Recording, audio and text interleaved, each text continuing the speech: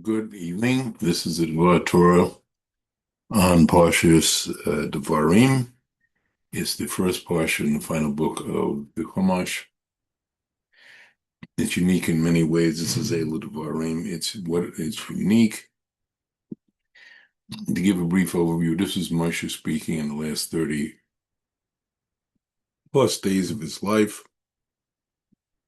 He knows he will not be entering Eretz Yisrael. And it largely on the basic Parashat level is a book that has a few halachas, but contains mainly Moshe's admonitions, to the parsha, to the Jewish people in each parsha. Now, difference is the first four books of the Torah were all commanded by Hashem directly. It was a complete prophecy that Hashem gave to Moshe. It was the level of Bina, higher intellect, spiritually, and it was dictated by Hashem, and Moshe repeated and wrote it down. Now, the fifth book, it's not just Moshe speaking, it's at the level of Ruach HaKodesh. Now, prophecy is something that comes from outside a person, and Ruach HaKodesh is a gift that's within, who gets thoughts within himself or herself. It's a different level, Ruach HaKodesh, and this is what's happening here now. If that's the case, and it wasn't directly commanded by Hashem, then why is it included at all as a book of the Torah? And it's explained that, besides what I've just said, that Hashem later told Moshe to write it down. It became, Hashem accepted it as his words as part of the Torah, and therefore, this is just as much a book of the Torah as any other. Now, having said all that, on the Parashat level, these admonitions come at a very appropriate time of the year. It's always the Parshas before Tisha B'Av, which is a good way to get into the state of mind and such of this. But there are many deeper meanings to what Moshe is saying here, and they cover the depth and the breadth of the history of the world, and actually the pre-world before creation on a deeper level, and ultimately the redemption. It comes speedily. Now, if one looks at that, there are many different meanings. We see at the beginning, there's a whole description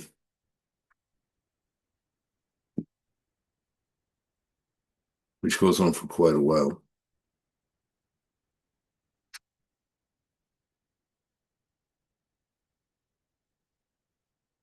So,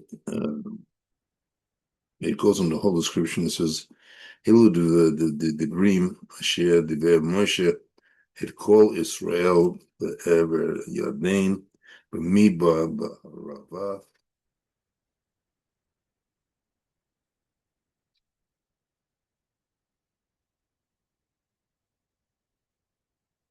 Mal Yom Suf, Bein Paran, Beit Tofel, Laban Hatzar, Dei Zahav. First of all, it gives a lot of the detailed explanations.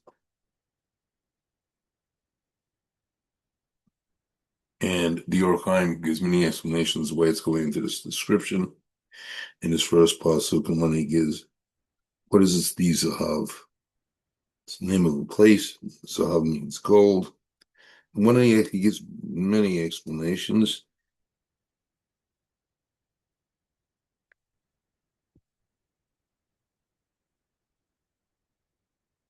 it has two meanings. One that should not be drawn after wealth, after gold, because if you go after your physical desires, you won't serve Hashem, which unfortunately we saw a lot in the end of the First Temple era. And a different way, disregarding your fellow human beings in the Second Temple era. And one should be satisfied with the basic necessities. Um, an alternate explanation, similar, is Shekol Mashihielo Benecha Devar must be that whatever one has in his eyes, it should be as like it's all the gold in the world. He has absolutely everything he needs. As it says in Pirkei Avos, Ezel Ashir Sameach Behalko, who is rich, he who is happy with his lot. This is again Yorchaim. He won't busy himself with wealth, pursuing wealth, and going to higher service. This is a challenge in our generation. Many places in the world were quite prosperous in exile, and even though there's poverty in this country too, there is also wealth.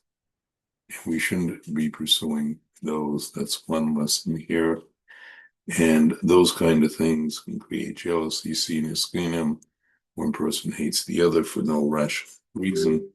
And this is one I think believe is being alluded to. And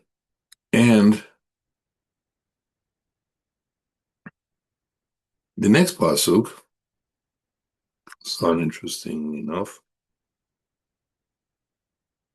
It says, Achad es asar yom chorev b'derek hasair ad kadesh bania. And you know what? And it says 11 days from Horeb by way of Mount Seir to Kadesh Barnea. Now, why do we need not only this travel out, why do we need places? Why do we need geographical location just telling us travel, what time how long it takes to travel from one place to the other? And that is explained in Lakutim.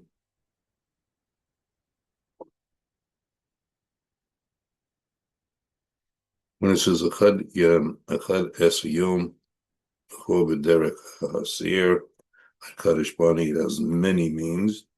One is, and by the way, part of these explanations are also based on the works of flesh. And just by way of introduction, we have to understand it talks in Parashat Vishlach. It describes the kings, it describes all the descendants of Esav and the kings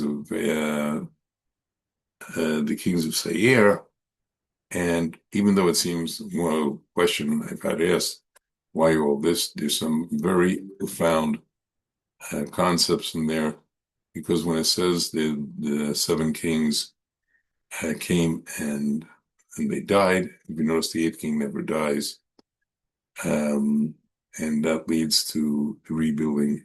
A certain repair that needed to be done before the creation of these, quite well before the creation of the universe. I'll explain a bit more in a minute. And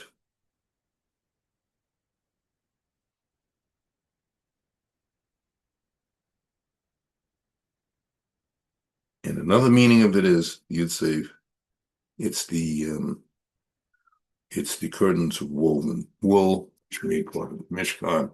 So it's alluding to that also. In other words, there's a higher spiritual value here. And it's also alluding to the breaking of the Kalim. Now, what happened is Hashem, this is way before creation, this is before the creation of the high world. Hashem was sending Shefa down, spiritual koach through the 10 spheros that start with Ket and go to Malkut. And the first three,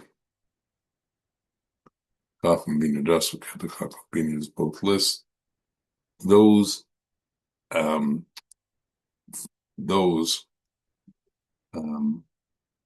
first three vessels were able to handle the intense spiritual energies. The next seven shattered, and the whole process of is explained in many places, including the Eighth Chaim and many other places, is it took the whole purpose and was to rebuild from there and do what's called tikkun rebuilding, a process we're still going into. And those seven kings of Esav represents the seven broken kelim, and the eighth one is talking now. That is another explanation. Now, what also came out at that time, and the negative forces, what are called the klipot, and it says Yudalef Yom from Rov, Derek Sair.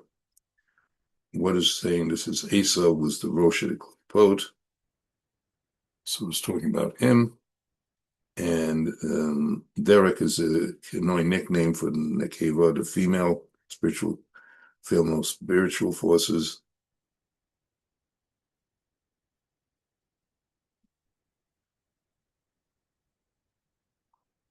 They went to Mount Seir. They all went to Mount Seir. What is to Mount Seir telling us?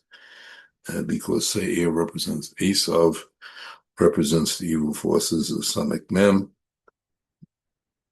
We call Satan Malach Mavis, and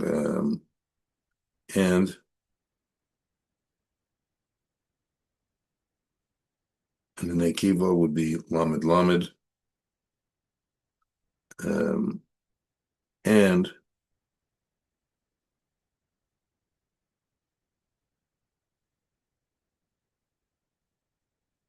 so these 11 days are talking about from going above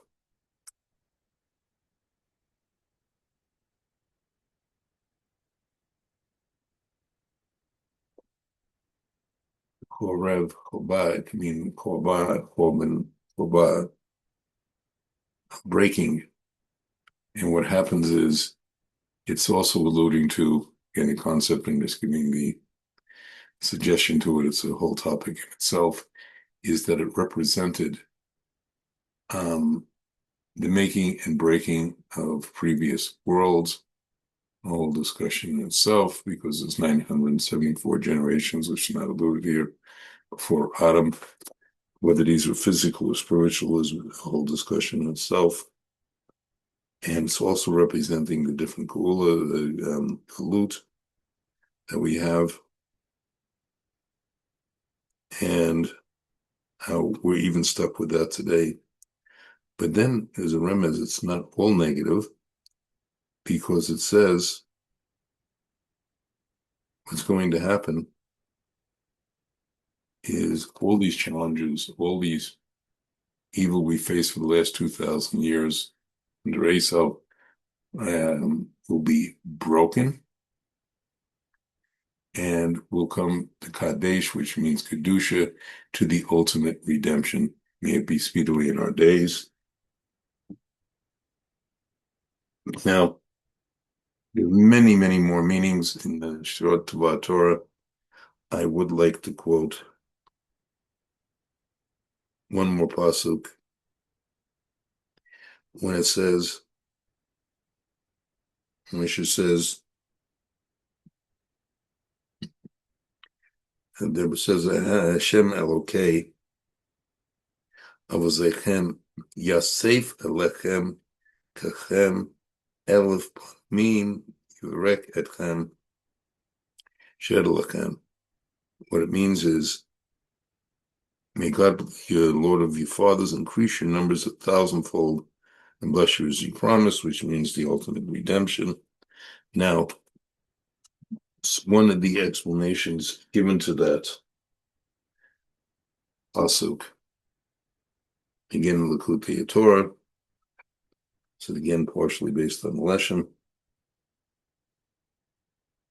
has a few meaning. It has, by the way, another meaning. The 10 days of Corbett, we talked about, excuse me. So now it talks about the pasuk, Yosef Hashem Elokechem Ka. It's giving us a number of meanings.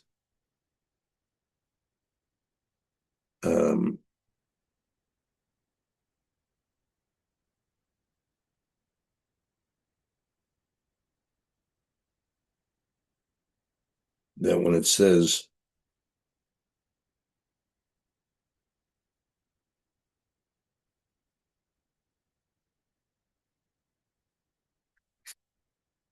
it's explaining, it's teaching us something, because we go in this parsha about how we're not allowed to attack Esau, Amnon, or Moab. And what's interesting, there were 10, Abraham was promised 10 land of 10 different peoples. However, we only received 7. And they say that the last 3 will be in his man Mashiach. Now, so in other words, the 7 peoples was our mission to destroy them. The other 7, the other 3, because those 7 represented, as I explained, klipot, and they broke them. But from them also came kedusha. It's a mixture. Part of our tikkun is to fixing is to deal with that. We do that by Torah mitzvahs, Torah and mitzvahs, and tefillah. This generation, Torah, Gemilias, Chassidim, have 2 of them, Vaidin. So there were 10 spheros, as I said before. 3 were brought, the bottom 7 were broken. That represents the nations. But the Gimel Rishon, they still had some Kedushin. They were not emptied out like the bottom 7. So what's going to happen with them? Future, the rest of the Kedusha is going to have to come out of them so that they can also be shattered. And which 3 are these? These are Kane, Kaneniza, and Kadmoni. Those represent the Gimel Rishon. And as I said, eventually we will receive them at the Zman HaMashiach. Geographically, that will, in Israel, will expand parts of what is Lebanon, East Bank of the Jordan, and what is now Iraq up to probably up to Baghdad.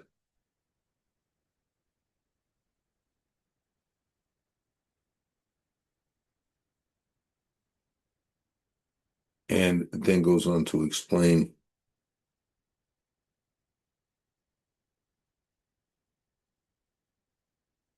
they would have said Malakim. So what is going to have to happen ultimately is their Kedusha will be broken, Kedusha will come out, their vessels will be destroyed, and therefore that's why it was promised to Avram, but only became, as supposed to explain Rashi, it's only going to come at the Zman of Mashiach. Now, one final thought. This is Tisha B'Av is going to be a very sad day, but within it, and one of the things that create the sadness is also going to ultimately create Simcha, which is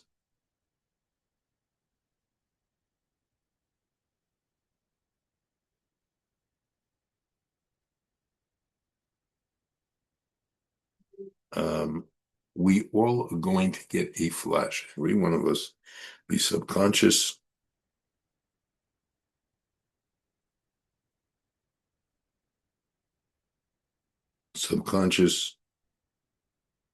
flash of the supernal third temple, both the physical third temple by a Shlishi and the spiritual one up in Shemaim, and the one that's going to come down here, be it speedily in our days, is shown to us. It's a problem, understand it. That's why we have the inherent sadness. But included in that inherent sadness, maybe this is one of the things we say, those who mourn with Yerushalayim now, when the future is enjoyed, experience some kind of rebuilt Yerushalayim, that is perhaps showing that even though we're feeling sad because our neshamas are not being able to experience the third temple, it's also telling us that there will be a third temple, very similar. It's the same ideas in the end of the Secta Marcos, as well as a couple of other places, when they see a fox running from the Kodesh Kodeshim, the Holy of Holies, when there had been a base of Migdash, most of the Rebbeim are crying when you see a fox running out there. And Rabbi Akiva is happy. Why? He says, because the prophecy, now that that prophecy has been fulfilled, the prophecy that Jerusalem will again be a place of Kiddush, it'll be a temple, there'll be all the people in there, the second prophecy, and then they say to Rabbi Akiva, thank you for explaining it, and we should keep this in mind in this. We're going into the 9-day, we're in the 9 days in the sadness. May we truly remember the great potential is coming. We're getting closer and closer. It would be nice, as with Hashem, that it comes before this Tisha B'Av, but if not, it should come within the coming year. Good Shabbos and Shabbat Shalom.